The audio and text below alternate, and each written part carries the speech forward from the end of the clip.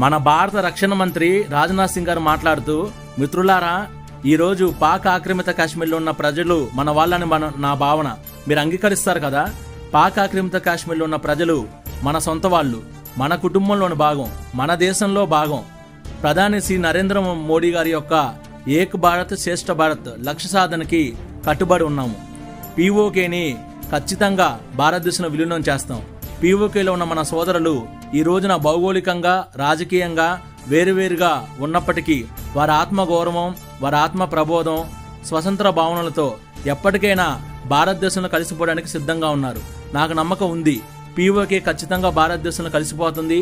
పీఓకేలో ఉన్న ప్రజలు భారతీయులుగా పరిగణించబడతారు. సో పీఓకేని ఖచ్చితంగా మోడీ గారు, బీజేపీ పార్టీ కుదిరితే మోడీ 3.0లోనే మన భారతదేశంలో విలీనం చేయడానికి ప్రతిపాదన చేసింది. ఖచ్చితంగా బీజేపీ మాత్రమే పీఓకేని భారతదేశంలో విలీనం చేస్తుంది, చేయగలదనే నమ్మకం నాకుంది. జై హింద్.